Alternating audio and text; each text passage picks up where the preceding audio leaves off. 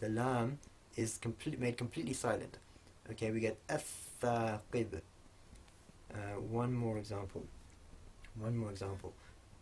So take this word here.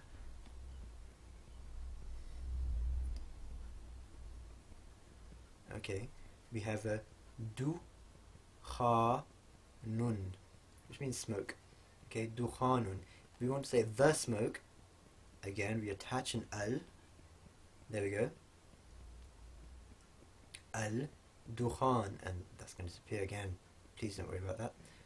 Al dukhan, and again I can tell you that the dal is one of the sun letters. One of the sun letters, meaning that the lam is going to elide into the dal like that, giving us ad-dukhan.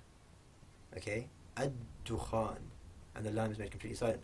Now let's consider what would happen if we had another word in front of ad-dukhan. So suppose I had this word in front of it.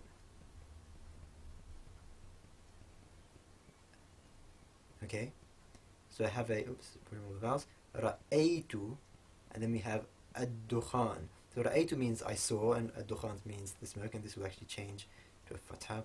Again, don't worry about that, that's grammar, I'm not going to worry about that.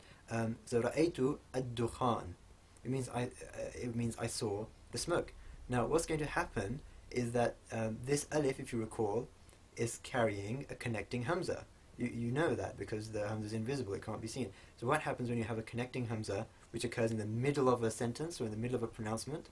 That it becomes silent. So the alif isn't going to be written in either. So the lam was already made silent by virtue of it being attached to a sun letter, and now this connecting hamza is also made silent. So what you're going to get is a connection from this dhamma straight into this dal here. This da is going to connect straight into that dal, giving us ra'aytu dukhana, which is a little odd.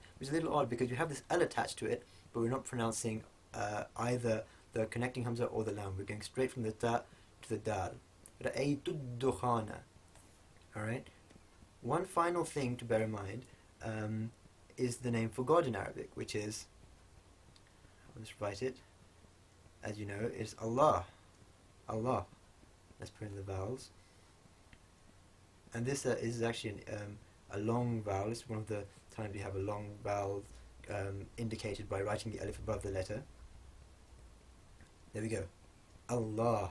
Now this again, we have an alif lam here. Now this alif lam isn't the same as the alif lam meaning the, but it works in a very similar way. Basically this lam has been elided into this lam, which is why this lam has a shadda.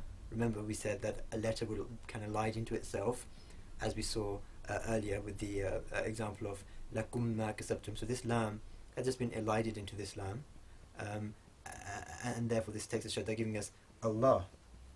Now again, let's consider what would happen if we put a word in front of it. So we put mina in front of it. What's going to happen? Now this lam has already been made silent.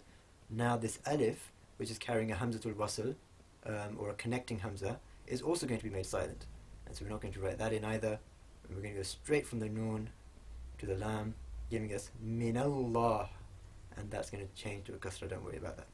Minallahi. And that's it. That brings us to the end of the course. I hope you've enjoyed it. The only thing to do now is just to do lots and lots and lots of reading, particularly vowel texts like the Quran, like the Hadith. Just read as much as you possibly can. There may still be things in there which we haven't covered in this rather brief course, and which you need a little bit of grammar to try and understand. Don't worry about them. The vast majority of the things you will be able to read. So please do get reading, and I hope you enjoyed it again. Assalamu alaikum and take care.